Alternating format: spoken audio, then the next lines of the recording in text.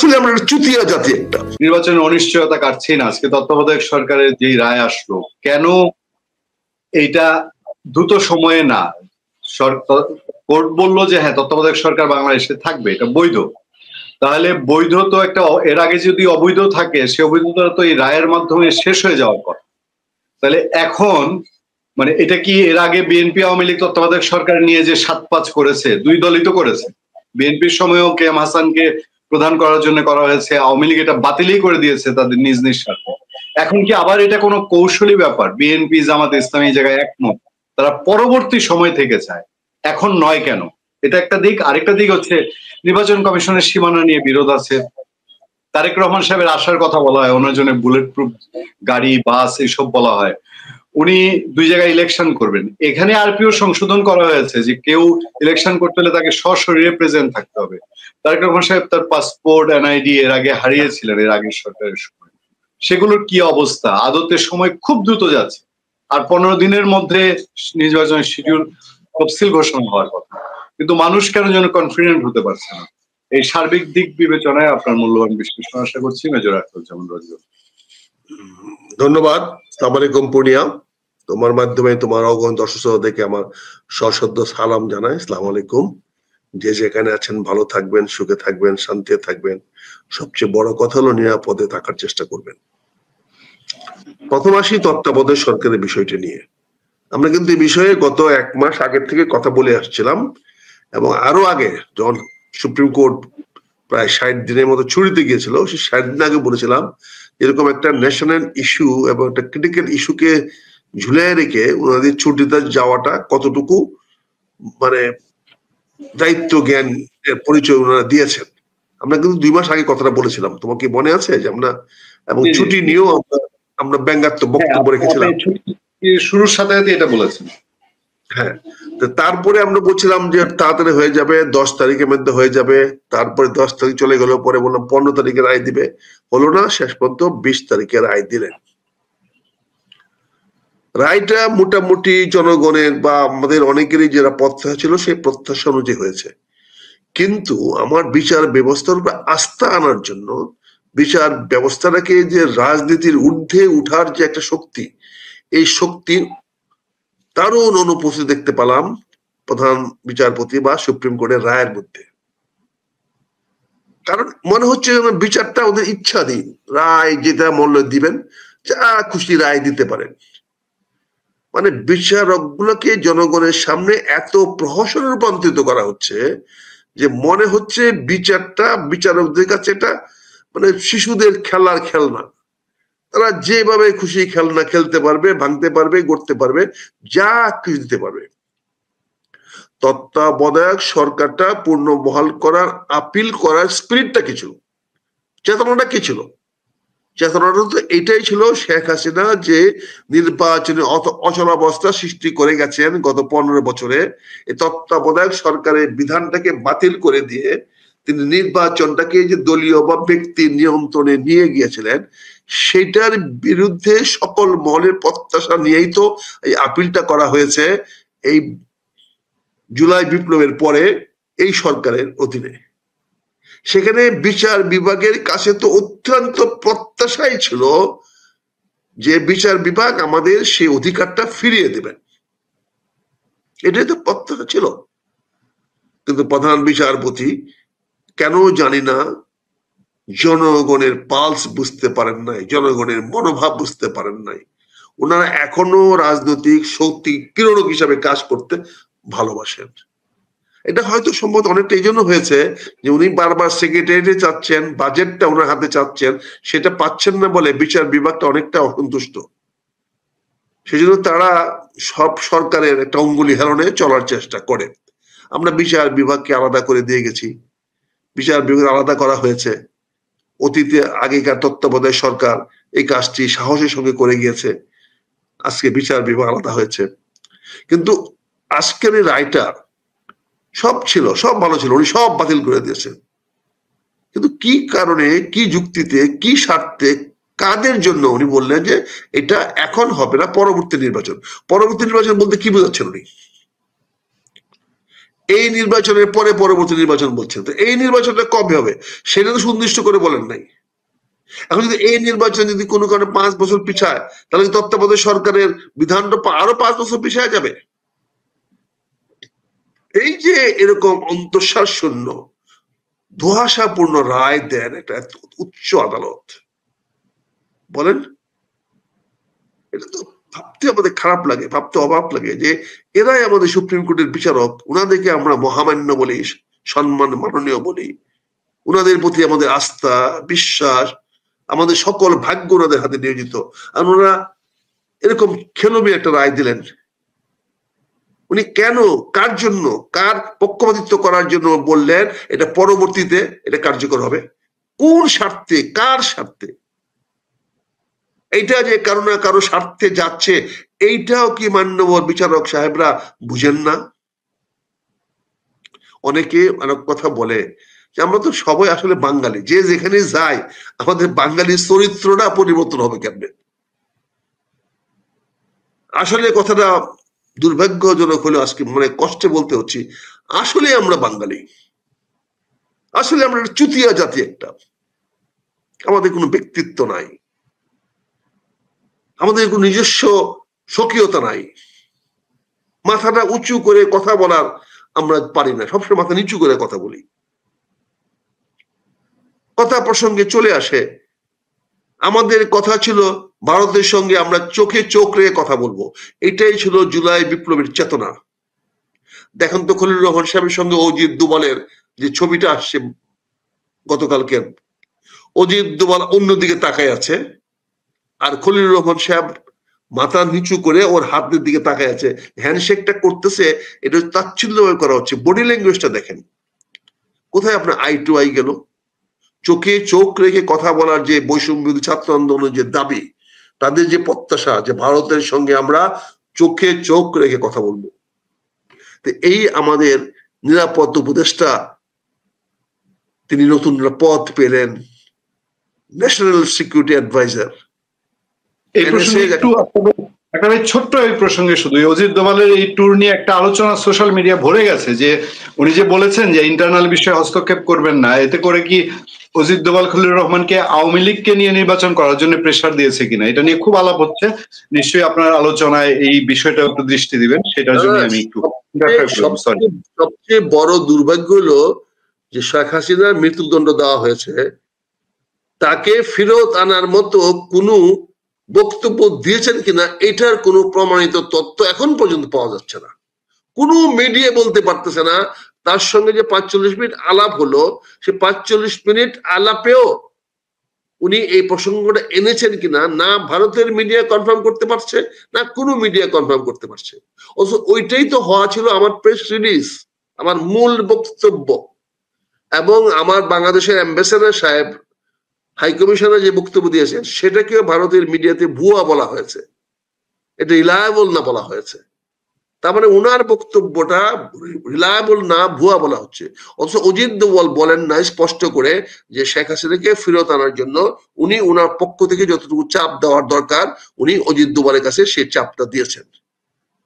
উনি তো national security adviser, NSA হয়েছেন। পৃথিবীতে এনএসএ পোস্টটা এখন অনেক বেশি আপগ্রেডেড, সে এনএসএ পর্যায়ে উনি চলে গেছেন এখন। সে এনএসএ যদি এই বক্তব্যটা দেন আর উনি যদি আই টু আই কথা বলতে পারেন না, উনি যার সঙ্গে হ্যান্ডশেক করছেন সেই ভদ্রলোক তার দিকে তাকাচ্ছে না, ছবিটা দেখেন না আপনি, একজন ভদ্রলোকের সঙ্গে আপনি হাত মিলাচ্ছেন, সেই ভদ্রলোক আপনার দিকে তাকাচ্ছে না আর আপনি মাথাটা নিচু করে। আনফরচুনেটলি দোভালের চেয়ে আপনি একটু লম্বা বেশি, এটা হতে পারে যে আপনার মাথা নিচু করতে হয়েছে আপনার, কারণ আপনি একটু দোভালের চেয়ে দেখা গেল যে দোভালের চেয়ে একটু লম্বা বেশি, একটু স্বাস্থ্যসম্মত একটু বেশি বড়, তো এই জন্য হয়তো হইতে পারে মাথাটা নিচু করেছেন।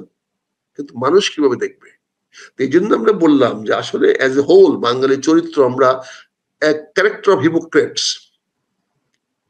আমরা জাতীয় নেতাদের বলেন, সকল পর্যায়ে বলেন, প্রতিটা লোকের কথায় দেখবেন এক ধরনের কিরকম ছেলে মেয়ে, একটা অদ্ভুত জাতীয় নেতৃত্বের একটা বন্ধাত্ব চলছে।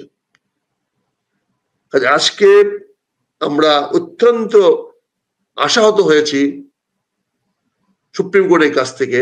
উনি যে রায়টা দিলেন সেটা অসম্পূর্ণ রায় এবং এটা অনেকটা বলা যায় যে এটা রহস্যপূর্ণ রায়। এই রায়টা বাংলাদেশের রাজনীতিকে আরো বেশি জটিল করবে, আরো বেশি সন্দেহের বীজ বপন করবে। এখানে বিচার বিভাগ পক্ষপাতিত্ব করছে, এই ধরনের একটি ভাব জনগণের মধ্যে প্রতিষ্ঠিত হবে। এটা তো প্রত্যাশিত ছিল না। এখন থেকে, আজ থেকে কেন কার্যকরী হতে পারবে না? বিচারের রায় কি 2 মাস 3 মাস 6 মাস পরে কার্যকরী হয়? বলেন। বিচারের তো রায়টা তো কার্যকরী আজ থেকেই, সেটা পরবর্তী অ্যাডমিনিস্ট্রেটিভ কারণে দেরি হইতে পারে। তাহলে কি আপনি তত্ত্বাবধায়ক সরকার প্রচলন হোক, কিন্তু ডক্টর ইউনূস ক্ষমতায় থেকে যাক, এটাই চাচ্ছেন? এই অন্তর্বর্তী সরকারকে আপনি আরো 3 মাসের লাইফ দিলেন কেন? কি স্বার্থে, কি কারণে, কি প্রয়োজনে আপনি কেন তাদের লাইফ দিলেন? আপনি কি মনে করেন আজকে যদি বলতেন যে পরবর্তী নির্বাচন তত্ত্বাবধায়ক সরকারের মধ্যে হবে, তাহলে তো এই সরকারকে রূপান্তরিত হতে পারতেন? তত্ত্বাবধায়ক সরকার কেমন রূপান্তরিত হবে? এখানে তো তত্ত্বাবধায়ক সরকার কেমনে গঠন করা হবে এই ব্যাপারে একটা জাতীয় ঐক্যমত্য তৈরি হয়েছে, এবং সেই জাতীয় ঐক্যমত্য এখন নির্ভর করছে আগামী গণভোটের উপরে, কিন্তু তার উপরে প্রেসিডেন্সিয়াল অর্ডার হয়ে গেছে। তাহলে উনি ওটাকে রেফারেন্স আনলেন না কেন? উনার চোখের আড়ালে সেটাকে কি করে চলে গেল? প্রেসিডেন্সিয়াল অর্ডার রেফারেন্সটা উনি কেন আনলেন না? কাজেই কেন জানি না, আমরা একটা গুলামী স্বভাব আছে আমাদের মধ্যে। আমরা কেন জানি সবসময় কারো না কারো কাছে সেজদা দিতে চাই, কারো কাছে মাথা নত করতে চাই। আমরা কেন জানি নিজে মাথা উঁচু করে দাঁড়ায়া কথা বলার সাহস আমরা হারিয়ে ফেলেছি। সকল পর্যায়ে আমাদেরকে তেল দিতে হবে, তেল মালিশ করতে হবে, যে কোনো জিনিস আমাদেরকে তোয়াজ করতে হবে। মানে আমরা কোথায় যাবো? আর পরিবেশ এমন সৃষ্টি হয়, আপনি একাও পারবেন না, একা কিছু করলে পারবেন না, তখন আপনি বলবেন হ্যাঁ আপনি কারো কাছে চাইবেন না, কারো কাছে নত হবেন না, তাহলে আপনার কি করে সম্ভব হবে? অন্তত আমাদের জন্য, আমাদের উপকারের জন্য, দেশের জন্য, মানুষের জন্য আপনি কিছুটা নরম হন। ফলে আমাদেরকে কিছুটা নরম হইতে হয় জনগণের কল্যাণের জন্য, জনগণের কে উৎসাহিত করার জন্য, জনগণের পাশে দাঁড়ানোর জন্য। তবে যাই হোক, আমি কথাটা শর্টকাট করি।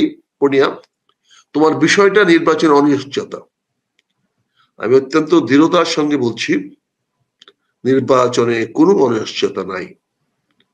নির্বাচন যথাসময়ে হবে, ফেব্রুয়ারি মাসের প্রথম দিকে হবে।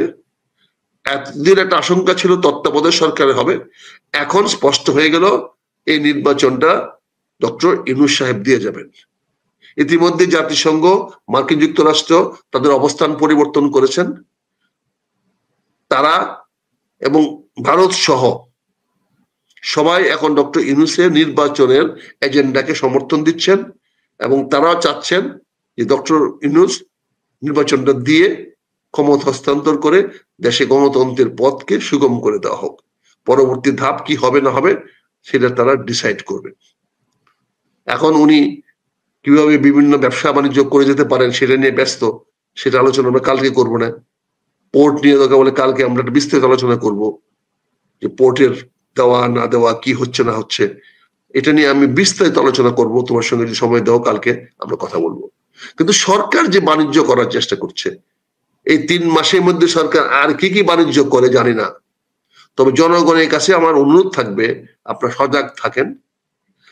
আজ থেকে যে কোনো ধরনের বিদেশি চুক্তি যেন সরকার বাস্তবায়িত করতে না পারে, তার জন্য সবাই প্রস্তুত থাকেন।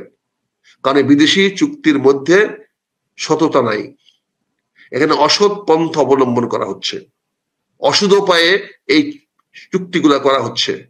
এখানে কিছু লোক কামাই করে বিদেশ চলে যাওয়ার জন্য করছে, কারণ তাদেরকে নিরাপত্তা দেওয়া হয়েছে, তাদেরকে বলা হয়েছে সুষ্ঠু অবাধ নির্বাচন হওয়ার পরে সরকার যে আসুক তারা এই সরকারকে পূর্ণ নিরাপত্তা দিবে। এবং সেই জন্য আন্তর্জাতিক পক্ষ, জাতিসংঘ সহ সবাই একমত হয়েছে। দরকার বলে একটা হেলিকপ্টার না, এবার দরকার বললে আরো কয়েকটা হেলিকপ্টার, বা দরকার বললে ওই C-29 বা C-30 প্লেন দিয়ে হলেও ওনাদেরকে নিয়ে যাওয়া হবে, দরকার বলে বোয়িং এ করে নিয়ে যাওয়া হবে। কাজে ওনাদেরকে ঘাবড়াতে মানা করা হয়েছে, ওনাদেরকে নিরাপত্তা নিশ্চয় দেওয়া হয়েছে, নির্বাচন করেন এবং সেই নির্বাচনটা যাতে হয় সেই ব্যবস্থা প্রধান বিচারপতি সাহেব উনার সকল বিচারকদের নিয়ে করে দিয়ে গেলেন যে আমরা এখন এই সরকারের অধীনেই নির্বাচনের জন্য প্রস্তুত আমরা হব। আর তারেক রহমান সাহেবের দেশে ফেরা নিয়ে অযথা তো ধূম্রজাল সৃষ্টি করে লাভ নাই, দোয়া সৃষ্টি করে লাভ নাই। তিনি যেহেতু নির্বাচনে অংশগ্রহণ করবেন এবং যেহেতু আরপিও হয়েছে, অনুপস্থিত ব্যক্তি নির্বাচনে অংশগ্রহণ করতে পারবে না, সেখানে আমি মনে হয় আমার ক্ষুদ্র চিন্তা, যেহেতু ওনার সঙ্গে আমার যোগাযোগ নাই, কথা বলতে পারি না, কাজে ওনার বিষয়টা আমি আসলে স্পষ্ট করে বলতে পারবো না। এই ধারণা নিয়ে কথা বলাটা উচিত হবে না নেতাদের সম্বন্ধে। কাজেই স্বাভাবিক ধারণা, যেহেতু নির্বাচনে অংশগ্রহণ করবেন, তার যত সময় তিনি বাংলাদেশে চলে আসবেন। আর বাকি ওনার ব্যক্তিগত অভিপ্রায় কি, ইচ্ছা কি, এটা জানার ক্ষমতা আমার নাই, যোগাযোগ আমার নাই এবং বুঝারও নাই। যদি কথাবার্তা বলতাম, যে একটা কথা বলতাম, হাই হ্যালো বলতাম, তাহলে তো বুঝতে পারতাম ওনার মনোভাব কি। কাজে এই বিষয়টাতে আমি তোমার কাছে ক্ষমা চাচ্ছি ভাই, ওনার ফেরা নিয়ে আমার কোনো মন্তব্য নাই, আমি এটা চাচ্ছিলাম। আর গণভোটের বিষয়টা তো সুস্পষ্ট। গণভোট এখন হচ্ছে এবং গণভোট হচ্ছে নির্বাচনের দিনেই। এখন সরকার একটু বেকায়দায় পড়ে গেছে, ঝুঁকির মধ্যে পড়ে গেছে। জামাত সহ, এনসিবি সহ সবাই ঝুঁকির মধ্যে পড়ে গেছে। সেটা হচ্ছে গণভোটে সংস্কার হেরে না যায়। কারণ গণভোটের পক্ষে আওয়ামী লীগ তো ভোট দিবেই না, অর্থাৎ ওই সংস্কারের পক্ষে তো আওয়ামী লীগ কোনো ভোট দিবে না। তাহলে আওয়ামী লীগের ভোটগুলো যেদিকে যাবে সেদিকে একটা বিশাল না পড়বে। তারপরে যদি আরো কোন রাজনৈতিক দল, অনেক রাজনৈতিক দল তাদের রাজনৈতিক অবস্থানগত কারণে এখন সংস্কারের পক্ষে হ্যাঁ ভোট নাও দিতে পারে, তাহলে তারা হ্যাঁ ভোট দিল না বা ভোট দানে বিরত থাকলো, আর আওয়ামী লীগ একচেটিয়া নাতে ভোট দিয়ে গেল। তাতে কি হচ্ছে, এখানে না ভোট সামনে এগিয়ে যাওয়ার একটা সম্ভাবনা তৈরি হয়ে গেছে। এই জন্য সরকার, বিএনপির অনেকে অপছন্দ করছে হ্যাঁ ভোটের অনেক কিছু, মানে গণভোটের অনেক কিছু বিএনপির অনেক অপছন্দ। বিএনপির নাম বলছি না, আমি বলছি অনেকেই মনে করে যে হ্যাঁ ভোটটা তাদের জন্য সহায়ক হবে না। আর আরেকটা জিনিস আমি বলেছিলাম, যে তোমার সঙ্গে প্রশ্ন বলেছিলাম যে আমাদের যে ট্রায়ালটা হয়েছে, প্রসিকিউশনটা খুবই দুর্বল ছিল। এই প্রসিকিউশনে কারো ফাঁসি হতে পারে না, এই কথাটা আমি তোমার কাছে স্পষ্ট করে বলেছিলাম। তারপরেও বিচারককে ধন্যবাদ দিয়েছিলাম যে জনগণের প্রত্যাশা ছিল শেখ হাসিনা ফাঁসি হোক, আপনি সেই প্রত্যাশা পূরণ করেছেন, তার জন্য জনগণের পক্ষ থেকে আমি ওনাকে ধন্যবাদ জানিয়েছিলাম, কৃতজ্ঞতা জানিয়েছিলাম। কিন্তু প্রশাসন যে প্রসিকিউশন বা মামলাটাকে তথ্য প্রমাণ দিয়ে প্রমাণিত করার যে প্রচেষ্টা, এইটা প্রচন্ড দুর্বল ছিল। এখানে একটি চার্জও প্রমাণিত হয় নাই এবং কোনটাতে ফাঁসি দেওয়ার মতো এরকম এলিমেন্টস বা ইনগ্রেডিয়েন্ট ছিল না।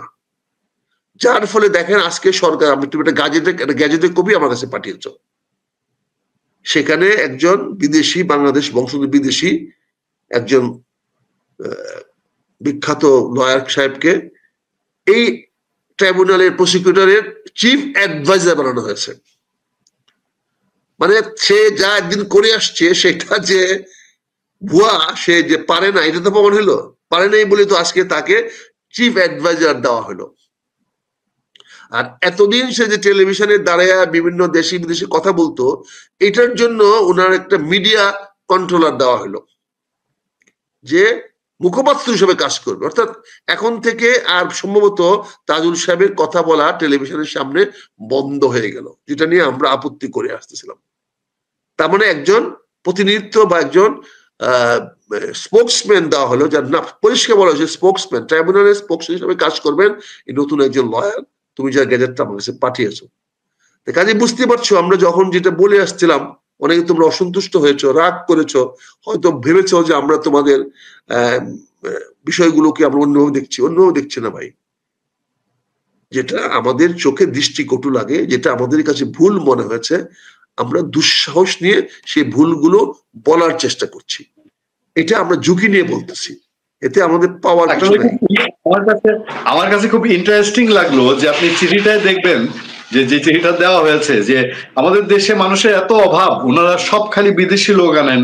যে এই মন্ত্রণালয় বাংলাদেশি কি বিষয়ক মন্ত্রণালয়ে বাংলাদেশি বংশোদ্ভূত ব্রিটিশ আইনজীবী জনাব আফজাল শামী সৈয়দ আলীকে আন্তর্জাতিক অপরাধ ট্রাইব্যুনালের চিফ প্রসিকিউটরের স্পেশাল প্রসিকিউটোরিয়াল অ্যাডভাইজার হিসাবে এবং বাংলাদেশি বংশোদ্ভূত ব্রিটিশ ব্যারিস্টার মোহাম্মদ সাইফুদ্দিন খালেক, মানে বাংলাদেশি বংশোদ্ভূত ব্রিটিশ মানুষ, খলিলুর রহমান সাহেব ব্রিটিশ, তারপর আমাদের আলী সাহেব সব আমেরিকান ব্রিটিশ মানুষজন, মানে বাংলাদেশে কি এতই অভাব? উনি অভাবে প্রশ্ন, উনি বাংলাদেশে কোন লোক দায়িত্ব দিতে চাচ্ছে না, কারণ তারা তো পালাতে পারবে না। যারা পালিয়ে যেতে পারবে, তাদের বাসস্থান বাইরে আছে, এমন লোককে দিতে হবে, তাহলে কে আসবে দায়িত্ব বলো? এই খলিলুর রহমান কি থাকবে বাংলাদেশে? এই আশিক কি বাংলাদেশে থাকবে? এই যারা আছে তোমার এই যে আমাদের বিভিন্ন উপদেষ্টা, প্রধান উপদেষ্টা বা অন্য উপদেষ্টা সাহেবরা, এরা কয়জন, 2-1 জন শুধু বাংলাদেশে থাকতে পারে, বাকিরা কি সবাই থাকবে বাংলাদেশে বলো? কাজে এরা তো ডক্টর আলী রিয়াজ তো চলে যাবে, কাজে এমন লোককে দিতে নিয়ে এসে দিচ্ছে যে ভাই তোরা আপাতত কাজটা করে দিয়ে যা আমাদেরকে, তারপরে তোরা তোদের বাড়ি চলে যাস। কাজে আমি আর তোমার কথা বাড়াবো না আজকে, কারণ আমি এখন একটু পুনে একসঙ্গে যাবো একটু কথা বলতে, বিপুল স্টকে যাব, বিপুল স্টক বসে আছে। তবে আমি পরিশেষে তোমাকে অনুরোধ করব, দেশের জনগণ নির্বাচনের প্রস্তুতি নিয়ে নিয়েছে, তোমরা নির্বাচনকে অনিশ্চয়তার দিকে ঠেলে দিও না। নির্বাচনটা যাতে হয়, এই নির্বাচনটাই বাংলাদেশের সবচেয়ে বড় মহা উৎসব বা মহা ঔষধ। এই মহা ঔষধটা যদি দিতে পারো, এটাই হবে বাংলাদেশকে বাঁচিয়ে রাখার জন্য সবচেয়ে প্রয়োজনীয় ঔষধ, সেটা হচ্ছে নির্বাচন। এই নির্বাচনটার পক্ষে আমি, এবং নির্বাচনটাকে সফল করার জন্য যা কিছু করার দরকার আমি জান প্রাণ দিয়ে করতে রাজি আছি। আর এখানে আমার সরাসরি যদি নির্বাচন করছি না, আমার কোনো সরাসরি স্বার্থ নাই। ফলে আমি নির্বাচনটাকে সফল করার জন্য, আমি যেহেতু বলছি নির্বাচনটা আমাদের জীবনকে বাঁচিয়ে রাখার জন্য, বাংলাদেশের আর্থ সামাজিক রাজনীতির একটা পথ তৈরি করে দেওয়ার জন্য, নতুন একটা গতিপথ তৈরি করে দেওয়ার জন্য এই নির্বাচনটা অত্যাবশ্যক। কাজে আমি নির্বাচনের পক্ষে, নির্বাচনটা যেভাবেই হোক নির্বাচনে করাতে হবে, করে একটি সুষ্ঠু রাজনৈতিক বন্দোবস্ত তৈরি করতে হবে। এটা আমরা কারো পক্ষে যাক বা বিপক্ষে যাক, কিন্তু একটি সুষ্ঠু রাজনৈতিক বন্দোবস্ত আমাদেরকে অবশ্যই তৈরি করতে হবে। এটার জন্য দ্রুত সময় চলে যাচ্ছে, আমাদের হাতে এখন 3 মাসের চেয়ে কম সময় আছে। এই সময়ের মধ্যে আমাদের এটা সমাপ্ত করতে হবে। কাজে আমি সবার কাছে অনুরোধ করব, নির্বাচনে অনিশ্চয়তা কথাটা আপনারা আর কেউ বলেন না, বলে জনগণকে বিভ্রান্ত করার চেষ্টা করেন না। যারা এই কথাটা বলবেন তারাই কিন্তু গণশত্রু হিসাবে আখ্যায়িত হবেন আগামীতে, তারাই কিন্তু জনগণের কাছে ধোঁকা দিচ্ছেন, প্রবঞ্চনা করছেন, এটা বলে প্রমাণিত হবে। সবাই এক বাক্যে আসেন বলি, নির্বাচন সময় মতো হবে, সময় মতো হবে, সময় মতো হবে। এটা জনগণের দাবি, জনগণের প্রত্যাশা, জনগণ যা চায় তাই হয়।